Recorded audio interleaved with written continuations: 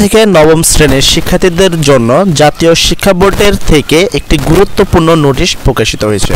এই গুরুত্বপূর্ণ নোটিশটি তোমাদের জন্য দুইটি বড় সুখবর রয়েছে এবং বড় একবারে আপডেট রয়েছে, যা ষষ্ঠ থেকে নবম শ্রেণীর প্রত্যেকটা শিক্ষার্থীর আসলে জানা উচিত।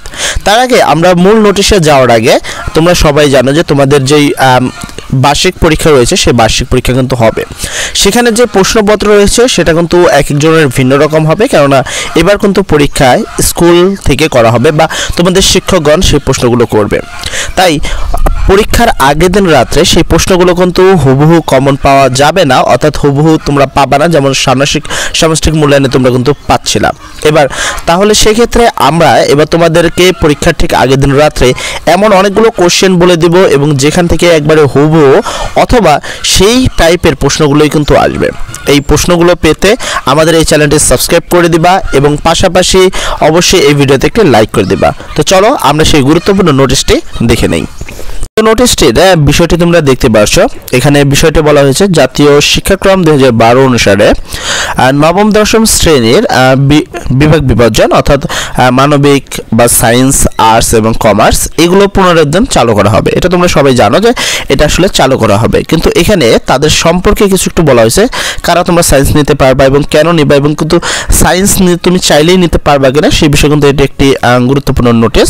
এখানে যদি খেয়াল করো, উপযুক্ত বিষয়ে জানানো যাচ্ছে যে মাধ্যমিক এবং উচ্চ মাধ্যমিক অধিদপ্তর পত্র নং এত তারিখ এত এর মাধ্যমে 2024 শিক্ষাবর্ষের থেকে মাধ্যমিক পর্যায়ের শিক্ষা প্রতিষ্ঠানের নবম শ্রেণীতে বিভাগ বিভাজন অর্থাৎ মানবিক, বিজ্ঞান, মানবিক ও ব্যবসা থাকবে না মর্মে নির্দেশিত জারিত করা হয়েছিল, কিন্তু মাধ্যমিক ও উচ্চ মাধ্যমিক বিভাগ শিক্ষা মন্ত্রণালয়ের নম্বর এত তারিখ এত পরিকৃত জারিতে নির্দেশন অনুযায়ী 2025 সালের দশম শ্রেণীতে উত্তীর্ণ শিক্ষার্থীদের এসএসসি ও সমমানের পরীক্ষা অর্থাৎ 2026 সালে অনুষ্ঠিত জাতীয় শিক্ষাক্রমে 2012 এর ভিত্তিতে অনুষ্ঠিত হবে এবং বিজ্ঞান, মানবিক এবং ব্যবসা বিভাগ শাখা আবারও বিভাজন চালু করা হবে। এই লক্ষ্যে দশম শ্রেণীর শিক্ষার্থীদের জন্য একটি সংক্ষিপ্ত পাঠ্যসূচি প্রণয়ন করা যাবে, যাতে তারা একটি শিক্ষাবর্ষের মধ্যেই শিক্ষণকালীন মূল্যায়ন কার্যক্রম সম্পন্ন করতে পারে।